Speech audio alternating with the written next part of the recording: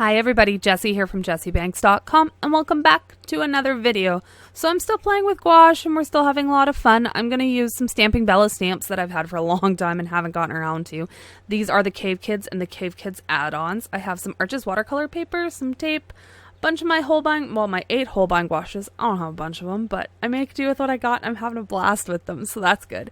So I'm just starting off here by sketching out our sky and the hill that's going to become the background for this entire little scene that I'm putting together here. So I'm just lightly sketching that out, and then I take a kneaded eraser and I just take off a bunch of that graphite. I can still see the lines. It's hard for you guys to see here on camera, but I can see them fairly easily in person. And I'm mixing in a little bit of a darker watercolor into my gouache just to deepen up that blue to a nice dark shade. I don't have a darker blue right now, so adding a little bit of watercolor deepened it up for me without using sepia, which turns it kind of teal. So I'm just starting off by painting in the darkest part of our sky with that mixture, following the lines that I sketched out, just kind of giving it a little bit of a swoopy feeling so that it's all sectioned off. Then I'm just going to use the straight primary cyan for my middle layer, and then I'll add a bunch of white to it for the bottom layer. I had so much fun painting this. I sat for like 2 hours playing with all this and putting this whole card together. I had a blast. It was so much fun. I learned a lot of things about how I'll do things different in the future, like stamping my images and painting around everything as opposed to layering things over, just so I don't have to put multiple coats over top in order to hide that the blue is mixing into the yellow, things of that nature. But that all comes with practice and playing with it and kind of learning the medium a little bit. So that's our bottom layer. Now I'm just going to add some green down here to give us our grass. And that's kind of the basis of the card here. I come in now with, I'm putting the lightest color at the bottom of the dark color there, and then that darker blue down. I'm just kind of trying to blend the colors together a little bit without actually blending them, because I don't want it smooth, but I wanted a little bit of variation in those color blocks. I'm going to take the add-on stamp set here and some walnut stain distress ink, and I'm going to stamp that onto our scene here up from the hill, because I'm going to add in like a bushy tree line type deal between the hill and our volcano. So we're painting that one in. It looks almost the same color as the grass, but as it dries it's darker. So gouache dries darker, then it goes on, which is something I've had to work at understanding because watercolors usually dry back lighter. That's because you're seeing the white of the paper through. Now I'm babbling. Anyway, so I'm filling this one in with a brown mixture, and then I'm going to stamp out a couple of palm trees here. This first one I stamped higher, and then I extended the bottom just with a pencil. Then I'll hold this up here, and you can see that I added another one. That was really fast. Sorry about that. I added another one in front. So now I'm going to go through and paint in all of the leaves for our palm trees. Just taking my time and slowly, some of them needed a couple layers just because the blue mixed into the color, but it was no big deal. It all worked out in the end. I had fun with it. You'll see me here pull out my heat gun in a little bit. I use this off and on throughout the whole process just to get those colors to dry a little bit faster so I can put my layers on and move on to the next thing. I was impatient with this one. I'm a lot more patient when I play with my watercolors, but this is a new medium to me, and I'm like, I just want to get through this and see if it actually works out the way I want it to. Bonus notes, you're seeing it, which means that I liked the way it turned out, and I wasn't like, oh, this is just a muddy disaster. So we're going to finish filling in all of our fronds from our palm trees. This is where I started playing with the orangey yellow color to start the top of the lava on the volcano. And you can see how it just looks gross. You can see the blue coming through. It's really bad. So I mixed it up a little thicker, and I ended up putting a couple coats of this orange on top just to make it dark enough. Continuing to fill in our background, painting our tree trunks to our palm trees. I do go in a little bit later. You'll see I come back and I add some more lines into the grass and the bushes, and I do some variation on the volcano, and I add some lines to the palm trees, and just to give it a little bit of texture in the background so it just wasn't color blocked. I wanted it to have a little bit of life, but I didn't want to paint it like true to life like I do with my watercolors, where I kind of go extreme and I try to make everything as detailed and realistic as I can. I'm really enjoying like the color blocking effect that I can do with gouache.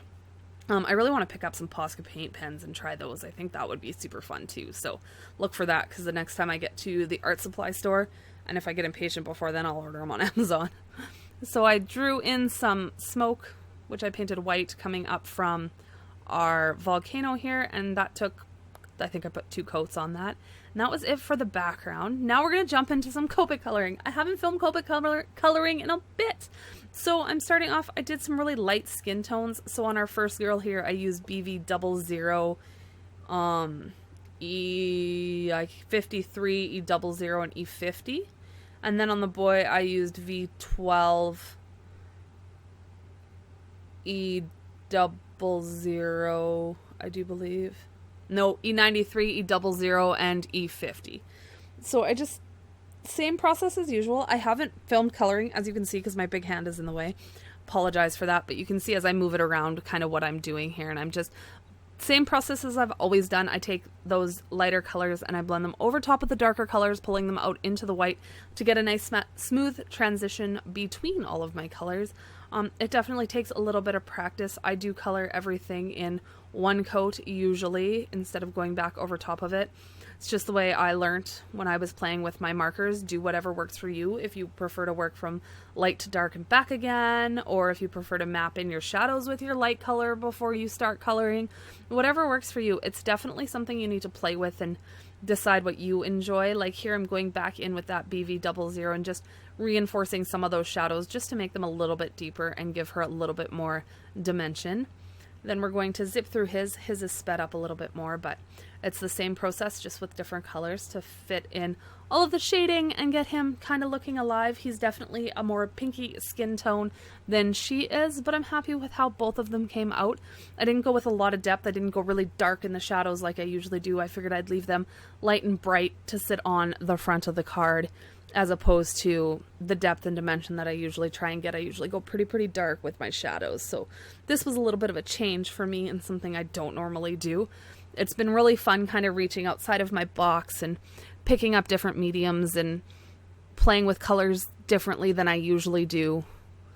I don't know. It's just been fun. I've been enjoying it, and it's nice to be playing and having a blast. Now I'm coloring in the hair, and when I do hair I work from usually light to dark, but I went from dark to light just to kind of blend them together. I did the same thing for her hair. I think they turned out fantastic. Again, it's backwards of what I usually do. I'm just kind of playing with things and seeing what different looks I can achieve and how I'm enjoying them. I decided to kind of go with a Pebbles and Bam Bam look here. So her hair is bright red and his hair is a very light blonde. R59, 29. Oh yes, and then I went into the R08 to brighten it up because I decided it was looking a little too pink. So I brought in the R08 and then the R02 just to kind of make it look a little more red as opposed to a pink shade. Shade in her bone, and then their outfits I made orange. I've always thought orange feels like a caveman cartoon color to me, so it's what I decided to do for their clothing. So I colored that in, and then I fussy cut them out. Oh, pardon me. So I hope everybody is enjoying the new year. It is 2020. That is absolutely crazy. I don't know where the last year went. It was gone in a heartbeat. Yeah, I don't know. I'm getting old. The years go faster. I guess that's the way things go. So I hope everybody enjoyed their New Year's. I took my son skating. We went to my parents' house, and that's basically it. It was pretty low-key. Like I said, I'm getting old. So we're going to add this onto an A2 top folding card base, and then we're going to put on our cave kids, popping them up on foam tape and putting a little liquid adhesive behind them to make sure that they don't fall off of that paint. I'm just worried about them adhering to the thick gouache that's on top of there. So if you guys have any questions, definitely put them in the description box below. I will get back to you for sure. If you're looking for links to any of the products I used, those two will be in the description box. If you aren't subscribed, I'd love for you to subscribe to the channel. I have more fun things coming. Give me a thumbs up if you guys enjoyed this video, and I guess that's it for now. I hope you guys have a wonderful day, and I'll see you very soon in the next video. Bye for now.